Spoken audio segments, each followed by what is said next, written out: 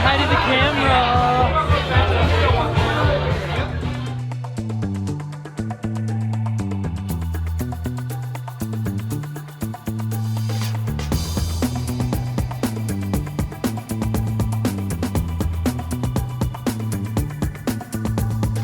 Hey there, thanks for tuning in. Welcome back to the Torgo Entertainment YouTube channel.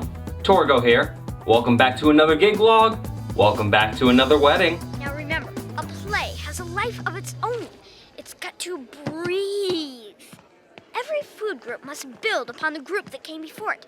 First, the legumes. Legumes? I thought we were beans. Already we have reached the second half of the calendar year, and my back half is far more loaded than my front half.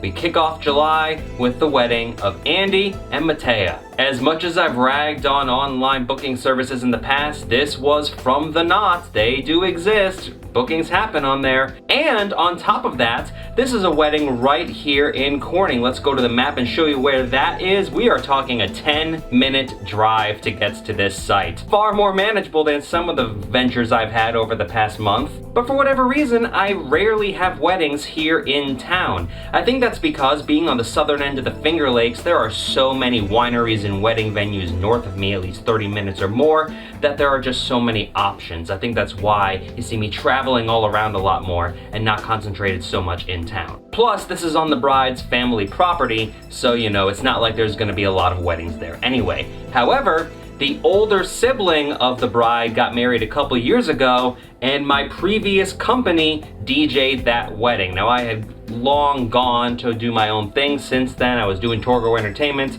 and they said that wedding was alright. It was the warm-up for this wedding, as she was saying, but you know, it's her wedding, of course she's gonna say that. So you know, we're gonna bring everything we have and see how this works. Not quite everything we have equipment-wise, though. We do have ceremony, cocktail hour, and reception. Cocktail hour and reception are in the same location, but because it's a brand new venue, and typically I don't do this with private property because it's kind of rude, but she insisted I see the venue because it was a little bit weird of a layout. Let's case the joint. I thought you said the library was closed, Frank. This is what they call casing. Here's the house, and here's my finger. So they're gonna be coming in through those double doors. I'm gonna be set up right around here. The pillars have to go out here somewhere. It's kind of hard to see what's going on without a tent actually here. And all the seating is gonna go up here. Where's the uplighting gonna go? I'm not really sure. Haven't figured that out yet. But I will. And here's the ceremony location, which is on their lake, way down the property. Ceremony's happening right around here. I will be standing right around where I am now with the setup. All this will be cleaned out of the way. Yeah, right with this black thing, is that's where I'm gonna be. And there's Mattea, hello. And that is the aisle. It's a very long aisle for this ceremony. I haven't seen that in a while. So yeah, the main caveat of this wedding is obviously the distance between the ceremony and the main setup. Just to play it safe, I'm bringing 2 assistants this time around. Phil and Rachel are both coming with me. Phil's gonna come with me early on, set everything up. Rachel's gonna meet me there at 3. Guests arrive at 3:30, and the ceremony starts at 4. And we go all the way to 10:30 for tonight's wedding. We also have uplighting that we're bringing, which is weird because they just have it in a tent on their property, so there's not really walls, similar to a couple weddings I did last year. So I'm just gonna kind of shine it up at the roof and hope it works out pretty well. I should have more than enough to cover that though. And it almost feels like tokenism at this point with all the gig vlogs I've done, but this is my one wedding of the year that Lee Speary is going to be the photographer for, and I always have a good time working with Lee. Especially helpful this time around because I have to do some announcements to get people to stick around, go here, go there for photos. So knowing the order that he wants, I can work with him, and it's gonna work out just fine. This is a much shorter intro than the last couple that I've had. Hopefully the venue doesn't catch fire. Hopefully it's not a long distance away. It isn't. And hopefully I was told the right location ahead of time, but I think we're good. So let's get ready and let's go.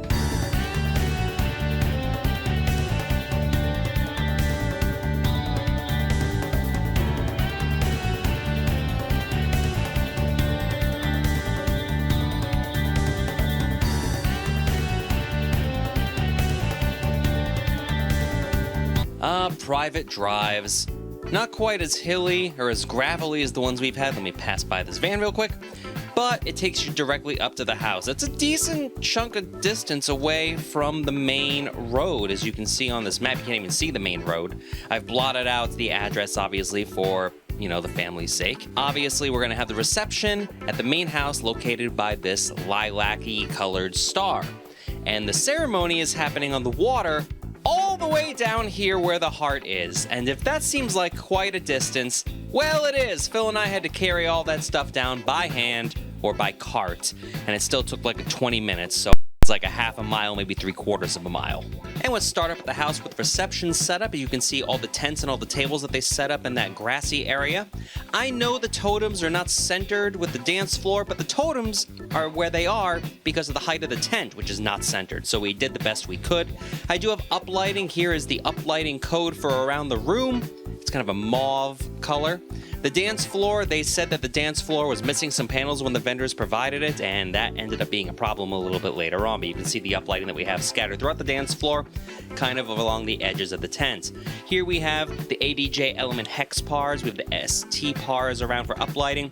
My pre-wired truss with the 5PX hex inside, and the ADJ Focus Spot 3Zs up top.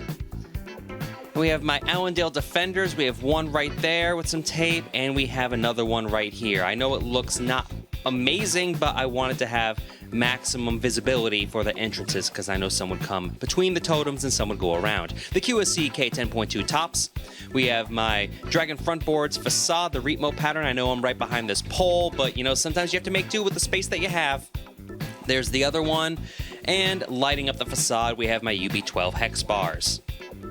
Same color as the uplighting. Of course it does.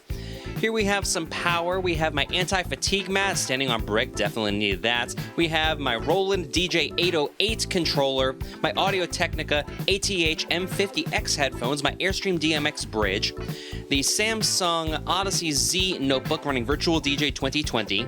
We have my ADJ Powerbar 65 with some microphone covers on there. My Radio 2-to-1 mixer, which will be needed when I bring the microphones down here. My iPad, which runs the scenes. We have my Sennheiser transmitter because we're going to have a third speaker down here eventually. And over here, this is where the power ended up hooking in. So I have one for all the main stuff and the other one for the subwoofer. My EV subwoofer. I know it's not the best subwoofer on the market, but it's small, it's portable, and it sounds pretty good because I don't blare the subwoofer at weddings. And over on the right, that's where we're going to put the Bose S1 Pro repurposed from Ceremony, which is down here. So they provided the tent, which is nice. There is the Bose S1 Pro. I have that all set up, rigged into the system. Just some speaker scrim on top of a stand. Nothing crazy there. I know it's outside, but it still looks a little bit better. Unlike this, I have to clean this up a little bit. I still have some time. We have the Samsung Chromebook, which has all the music on it on a flash drive. There we have my Yamaha MG10 XU mixer. It's a 10-channel mixer. I like having it in case we have instrumentalists. We don't today. X stand, the mic rack with the Furman power conditioner, and the Shure ULXD microphone receivers and the microphones themselves. There is my power inverter from Yeti, and there's the photographer's stuff. So we only have time for one more thing with all three of us here. Oh, look at that view. It's time to level up. Well, it's time for Phil to sew a button on his suit. We level up in different ways, I suppose. But now it's time for me to level up.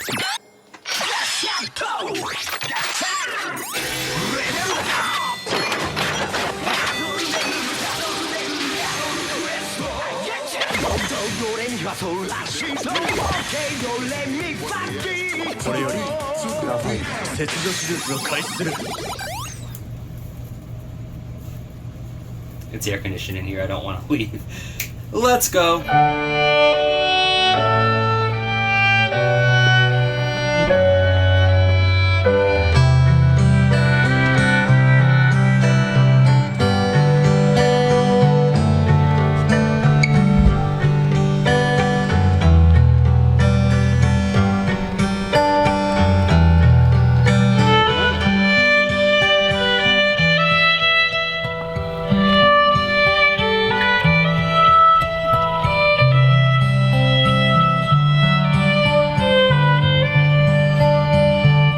Joining of hands in the giving and receiving of rings, I announce to you that they are husband and wife.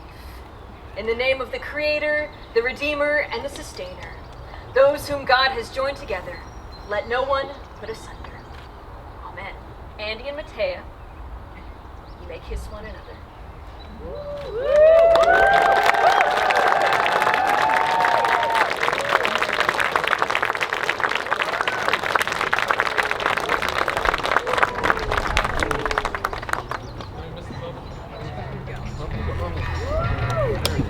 Better move, Lee.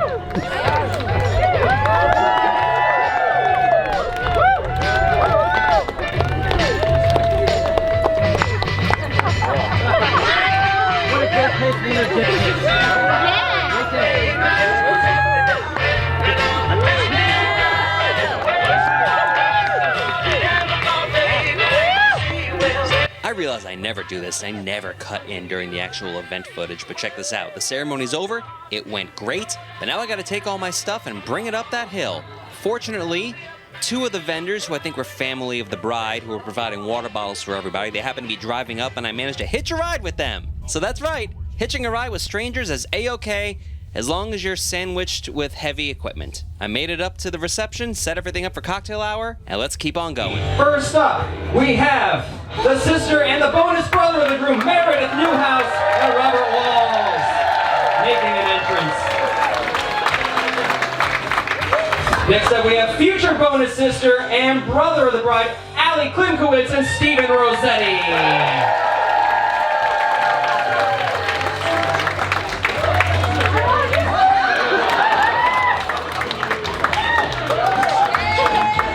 Next up, make some noise for groomsman Spencer Ozer.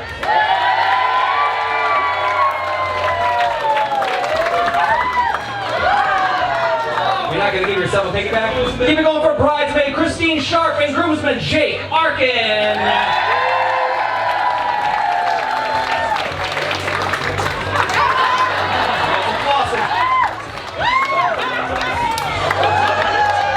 Next up, we have the bonus sister and brother of the bride, Josephine Lee and Anthony Rossetti, and your flower girl, Briar.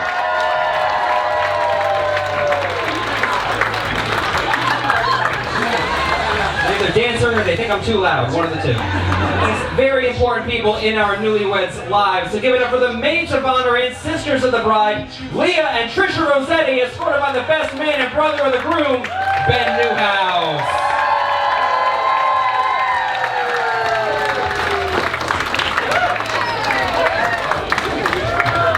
Okay, there's only two more people that we need. If I can turn your attention to those main doors one last time, the reason why we're all here today, I want you to make as much noise as you can for the two luckiest people on the planet. Your newlyweds, give it up for Mr. and Mrs. Andrew and Mattea Newhouse!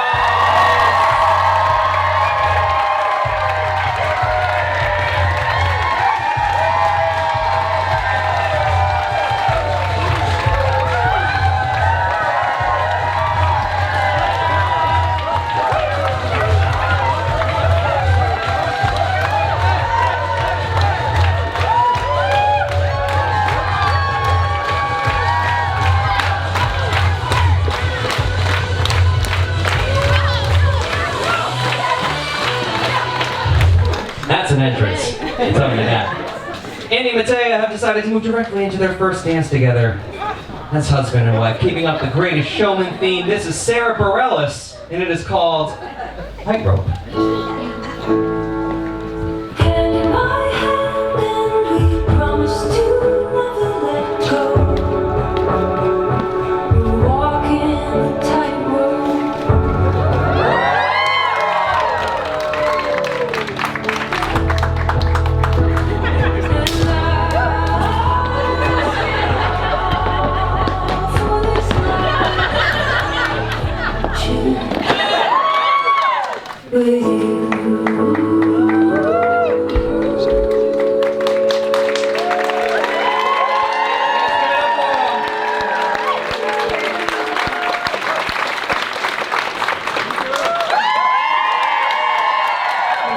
That was all done off the cuff.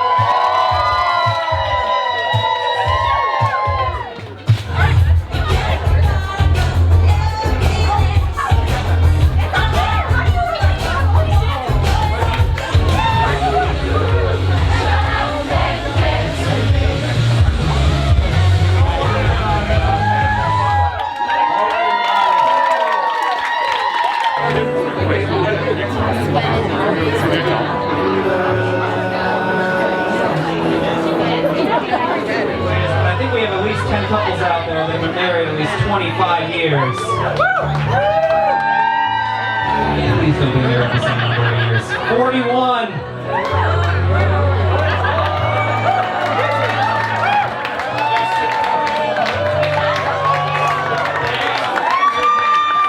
Well, it's our longest lasting couple, 45 years of marriage.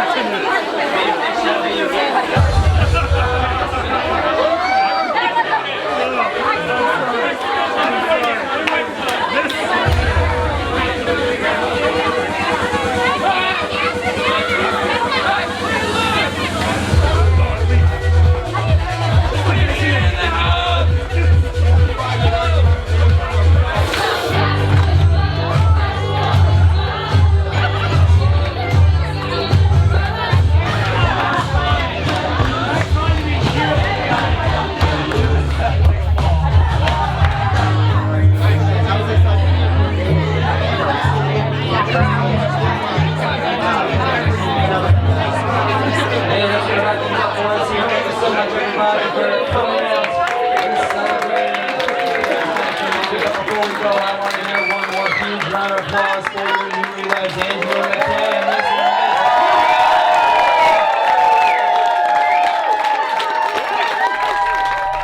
And I'm back 1 week after that wedding. I know it's not really authentic for me to wait that long. However, it was 4th of July weekend, and honestly, I forgot to film an outro for that wedding. Hooray!